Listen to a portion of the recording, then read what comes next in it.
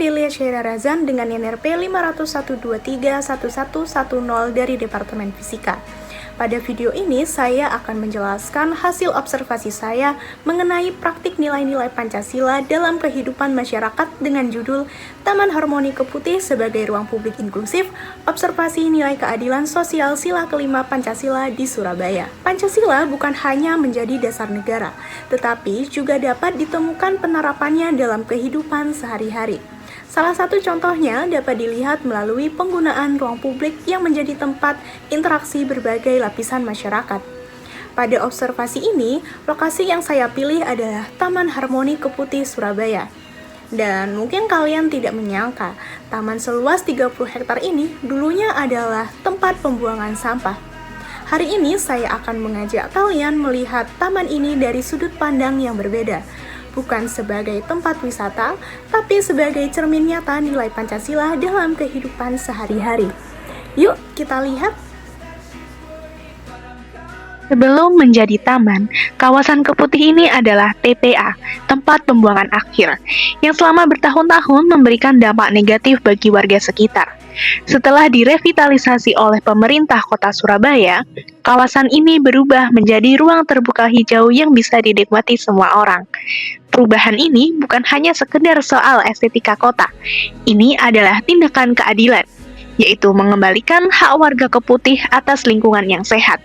Dan itulah yang membuat taman ini relevan untuk dikaji dalam perspektif sila kelima Pancasila, yaitu keadilan sosial bagi seluruh rakyat Indonesia.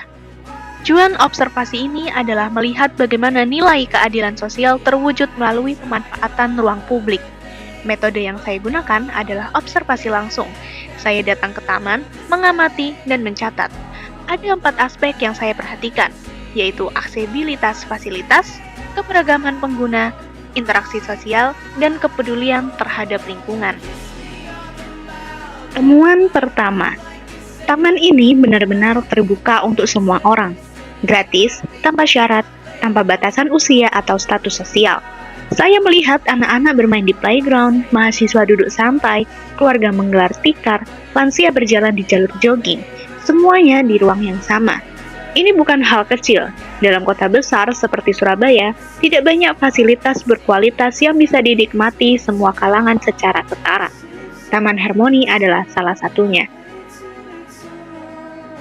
Temuan kedua, berbagai aktivitas berlangsung berdampingan tanpa konflik. Yang lari, yang foto-foto, yang ngobrol, yang main, semuanya berbagi ruang yang sama.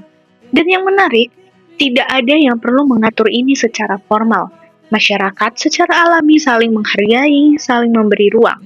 Inilah yang dimaksud dengan keseimbangan hak dan kewajiban dalam sila kelima, di mana setiap orang punya hak menikmati taman, sekaligus kewajiban untuk tidak merampas hak orang lain. Temuan ketiga, kesadaran menjaga kebersihan. Fasilitas terawat, sampah pada tempatnya, tanaman tidak dirusak. Hal-hal kecil ini mencerminkan rasa memiliki terhadap ruang bersama, bahwa taman ini bukan milik pemerintah saja, tapi milik kita semua. Dalam pendidikan Pancasila, inilah wujud gotong royong yang paling sederhana dan paling nyata. Dari ketiga temuan ini, saya melihat sesuatu yang menarik, yaitu nilai keadilan sosial Pancasila di Taman Harmoni tidak hanya datang dari atas, dari kebijakan pemerintah yang menyediakan fasilitas gratis, tapi juga tumbuh dari bawah, dari perilaku masyarakat itu sendiri. Keduanya saling melengkapi, dan ini membuktikan bahwa Pancasila bukan sekedar teks yang dihafal di kelas. Ia hidup, bisa diamati, bisa dirasakan langsung. Kesimpulannya, Taman Harmoni Keputih adalah contoh nyata implementasi sila kelima Pancasila, dari transformasi TPA yang mencerminkan keadilan lingkungan hingga interaksi sehari-hari penggunaannya yang mencerminkan keadilan sosial. Ruang publik seperti ini membuktikan bahwa keadilan sosial bukan cita-cita yang jauh. Ia bisa dimulai dari taman di sekitar kita. Sekian dari saya, Ardelia Syaira Razan. Terima kasih sudah menonton.